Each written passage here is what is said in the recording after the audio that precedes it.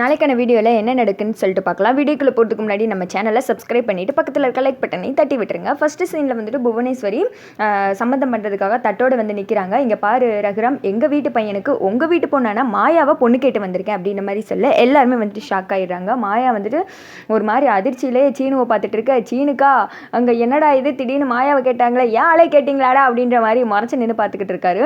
ரகுராமுக்கு என்ன சொல்கிறதுனே தெரியல. நீ தான் வந்துட்டு என்கிட்ட வாக்கு கொடுத்த, என்ன வேணா நான் அதை தரேன்னு சொல்லி சொன்னேன். என்னோட ஆசை இதுதான், மாயா ஏன் வீட்டுக்கு வந்துட்டு மருமகளாக வரணும்.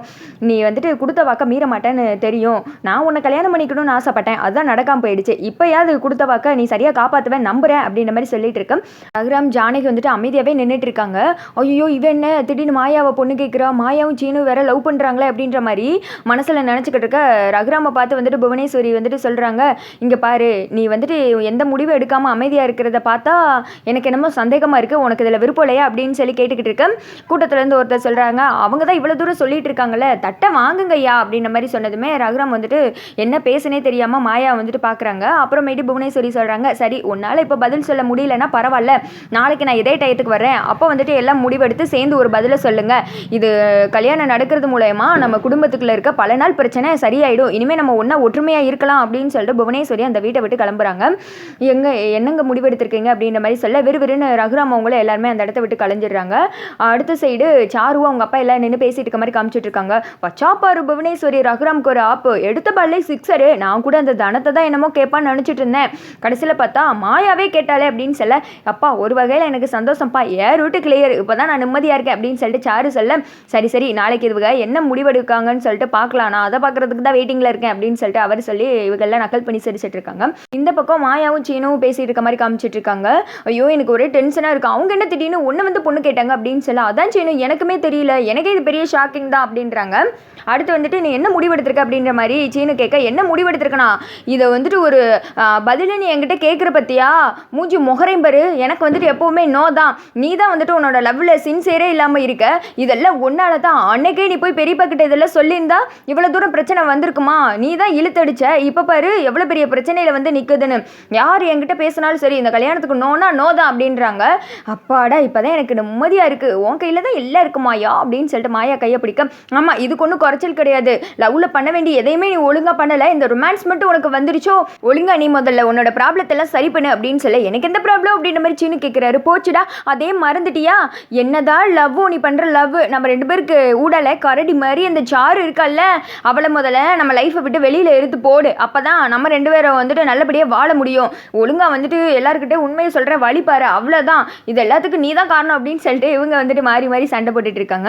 அந்த பக்கம் வந்துட்டு ஜானகி சாமி முன்னாடி நின்று வேண்டிட்டு இருக்காங்க. அந்த புவனேஸ்வரியால் வீட்டில் எந்த பிரச்சனையும் வந்துடக்கூடாது அப்படின்ற மாதிரி சாமி கும்பிட்டு இந்த பக்கம் வரும்போது அவங்க வீட்டில் எல்லாருமே ரெடியாக இருக்காங்க ஜானகிட்ட பேசுறதுக்காக. ஒரு பக்கம் சாரு அவங்க அத்தை அப்புறமேட்டி சித்தின்னு எல்லாருமே, ஜானகி ஒரு நிமிஷம் நில்லு உங்ககிட்ட பேசணும் அப்படின்ற மாதிரி சொல்லுங்க அத்தை அப்படின்ற மாதிரி வர்றாங்க. நீ தான் மாயா கிட்ட பேசி எப்படியா சம்மதிக்க வைக்கணும், ஒவ்வொரு நாளும் அந்த புவனேஸ்வரி அவங்க அண்ணனு என்ன பண்ணுவான்னு சொல்லிட்டு பயந்து பயந்து நம்ம வாழ்றதுக்கு பதிலாக புவனேஸ்வரி சொன்ன ஐடியா வந்துட்டு நல்லா இருக்கு, மாயா வந்து வீட்டு கல்யாணம் கொடுத்து அமுச்சு விடலாம், நல்லபடியாக இருக்கும் அப்படின்ற மாதிரி சொல்லிட்டு, மாயாவில் இந்த குடும்பத்துக்கு எவ்வளோ பிரச்சனை வந்ததுக்கு நமக்கு வந்துட்டு அவள் கஷ்டத்தை மட்டும்தான் கொடுத்துருக்கா, இந்த ஒரு விஷயத்துலையாவது அதுக்கெல்லாம் பரிகாரம் பண்ணுற விதமாக நான் நல்லது பண்ணட்டும் அப்படின்னு சொல்ல, ஆமணி நீங்கள் தான் மாயா கிட்ட எப்படியா பேசணும், நான் சொன்னால் ஒத்துப்பாளா அப்படின்ற மாதிரி ஜானகி கேட்க, நீங்கள் சொன்னால் கண்டிப்பாக ஒத்துப்பா அப்படின்றாங்க. இந்த சைடு சாரு சொல்கிறாங்க, நான் சொல்கிறேன்னு தப்பாக எடுத்துக்காதங்க பெரியமா, மாயாவும் முன்ன மாதிரி கிடையாது, அவள் ரொம்ப மாடர்னான பொண்ணு, ஆனால் இப்போ மாறிட்டு நம்ம கல்ச்சருக்கு ஏற்ற மாதிரி வந்துட்டா, அன்னைக்கு கூட பாருங்க நம்ம குடும்பம் நல்லா இருக்கணுன்றதுக்காக தீச்சட்டியெல்லாம் எடுத்தா, அப்புறம் என்ன பெரியமா நீங்கள் வந்து அவகிட்ட பேசுங்க, அவள் வாழ்க்கை நல்லா இருக்கும் அப்படின்ற மாதிரி சொல்லிட்டு, அத்தாடி நம்ம ரூட்டு கிளியர் அப்படின்ற மாதிரி இது மனசில் நினச்சி சிரிச்சுக்கிட்டு இருக்கு. மாயா வந்துட்டு இதெல்லாம் கேட்டுட்டு இருக்காங்க. மேலே நின்று கோவமா கிளம்பிற அடுத்த சீனில் வந்துட்டு ஜானகி மாயா கிட்ட பேசுறதுக்காக போகிறாங்க. பெரியமா நீங்கள் எதை பற்றி பேச வந்திருக்கேன்னு எனக்கு நல்லாவே தெரியுது, உங்கள் ஹஸ்பண்ட் வாக்கு கொடுத்தாங்க அப்படின்றதுக்காக என்னோட லைஃப்பை பாழாக்க சொல்கிறீங்களா, இதில் நான் அந்த புவனேஸ்வரி மேலெல்லாம் தப்பாக வந்துட்டு சொல்லவே மாட்டேன், என்ன வேணா கேளு, நான் தரேன்னு சொல்லி வாக்கு கொடுத்தா பெரியப்பா மேலே தான் தப்பு, அவர் வாக்கு கொடுத்தான்றதுக்காக என்னால் யாரையும் பார்த்து கல்யாணம் பண்ணிக்க முடியாது, எனக்கெல்லாம் அந்த லைஃப் செட் ஆகாது, எனக்கு வந்துட்டு யாருனே தெரியாத ஒருத்தங்களுக்கு போய் எப்படி என்னை கழுத்தை நீட்ட சொல்கிறீங்க, அவங்க சொல்கிறாங்க நீங்களே என்கிட்ட பேச வந்துட்டீங்க பார்த்தீங்களா பெரியமா, இதான் எனக்கு ரொம்ப வருத்தமாக இருக்குது அப்படின்னு சொல்லிட்டு மாயா அழுகுறாங்க. அங்கேருந்து வந்துட்டு ஜானகி கிளம்பிடுறாங்க. அடுத்து ஜானகி ரகுராம பேசிகிட்டு இருக்காங்க. என்னங்க பண்ண போகிறீங்க அப்படின்னு சொல்லி கேட்டுட்டு இருக்கேன். என்கிட்ட இருக்கிறத கேட்டால் நான் கண்டிப்பாக கொடுத்துருவேன், இது வந்துட்டு மாயா தான் பேசணும், அவளுக்கு பதிலாக நம்ம பேச முடியாதுல்ல அப்படின்னு சொல்லிட்டு இவங்க ரெண்டு பேர் பேசிகிட்டு இருக்காங்க. அடுத்த நாள் காலையில் மாயாவை நிப்பாட்டி வச்சு எல்லாரும் திட்டிகிட்டு இருக்காங்க. இந்த கல்யாணத்துக்கு சரின்னு சொல்லதான் தான் இவ வீட்டில் இல்லைன்னா வீட்டை விட்டு போயிரு அப்படின்னு சொல்லிட்டு. அதோட பார்த்தீங்கன்னா இந்த வீடியோ வந்துட்டு முடிஞ்சிருது.